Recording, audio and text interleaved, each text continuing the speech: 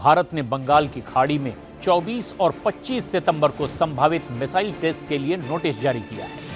इससे पहले ही जहाज़ों और हवाई जहाज़ों को अलर्ट कर दिया गया है, यानी उस इलाके को खाली करने के लिए कह दिया गया है। ऐसे में सवाल अब ये है कि आखिर भारत का यह टेस्ट इतना खास क्यों है? चीन और पाकिस्तान के साथ साथ यूरोप तक आखिर इससे क्यों सहमा हुआ है? क्या यह सिर्फ एक रूटीन टेस्ट है या इसके पीछे कोई बड़ी रणनीतिक तैयारी छिपी हुई है?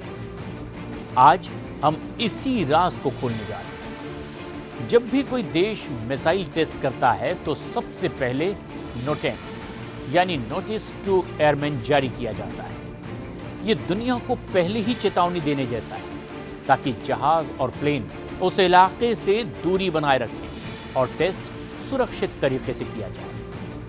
भारत ने तो अब जो नोटैम जारी किया है उसमें साफ लिख दिया गया है कि 24 से 25 सितंबर के बीच बंगाल की खाड़ी में मिसाइल टेस्ट होगा। रेंज बताई गई है लगभग 1430 से 1500 किलोमीटर तक।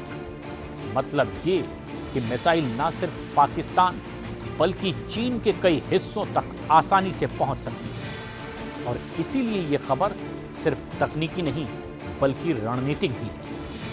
भारत पिछले कुछ महीनों में लगातार मिसाइल परीक्षण कर रहा है।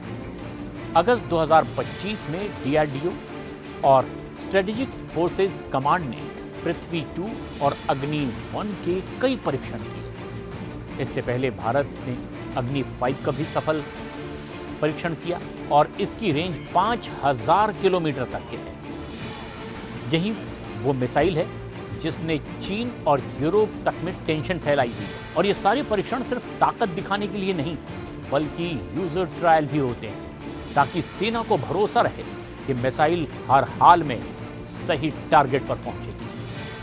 भारत अपनी न्यूक्लियर ट्रैड यानी कि जमीन, हवा और पनडुब्बी से अटैक करने वाली क्षमता को लगातार मजबूत करने में जुटा हुआ है। और यही चीन पाकिस्तान को असली चिंता भी देता है। अब बात सबसे बड़े सवाल, 24-25 सितंबर का टेस्ट आखिर किस मिसाइल के लिए है? कहा जा रहा है कि डीआरडीओ की इसी hypersonic long range anti ship missile यानी कि LRA-SHM का दूसरा डेवलपमेंटल ट्रायल हो सकता है।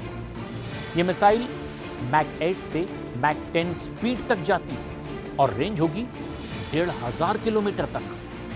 खासियत यह है कि इसे जहाज़ों से, एयरक्राफ्ट से करियर को मार गिराने के लिए डिज़ाइन किया गया है। और अगर ऐसा होता है तो यह भारत के लिए एक बहुत बड़ा गेम चेंजर भी साबित होगा, क्योंकि हिंद महासागर में चीन लगातार अपनी नेवी की मौजूदगी बढ़ाता चला जा रहा है। और भारत को भी एक ऐसी मिसाइल चाहिए जो दुश्मन के बड़े जहाज़ों को दूर से ही सटीक निशाना लगा सके। हमारे पास अग्नि 5 स्ट्रेटेजिक हथियार है, लेकिन उसका इस्तेमाल सिर्फ बड़े और दूर के टारगेट पर होगा।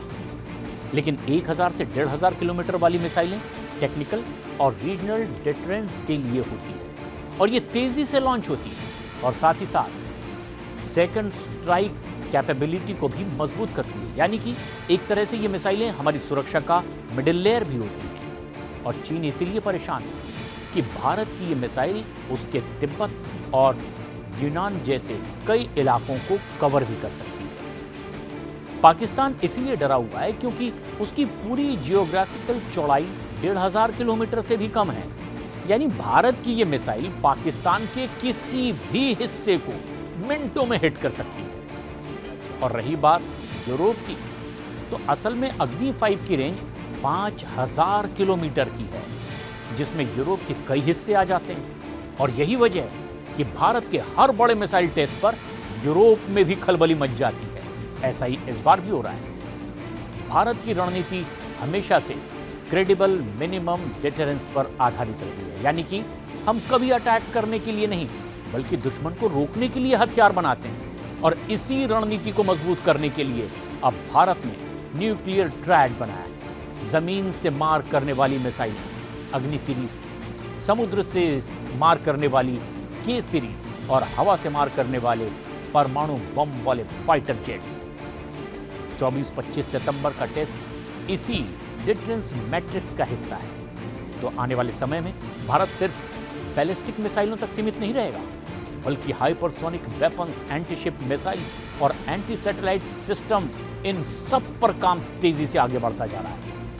और इसका सीधा सा मतलब है कि भारत आने वाले 5 से 10 सालों में ना सिर्फ एशिया बल्कि ग्लोबल लेवल पर एक बड़ी मिलिट्री पावर बन जाएगा। बंगाल की खाड़ी से जहाज और प्लेन को हटाया जा रहा है, वो इसीलिए कि भारत का ये टेस्ट सिर्फ एक टेक्निकल प्रोसेस नहीं है, बल्कि एक बड़ा स्ट्रेटेजिक मैसेज भी है, खासतौर पर चीन और पाकिस्तान के लिए।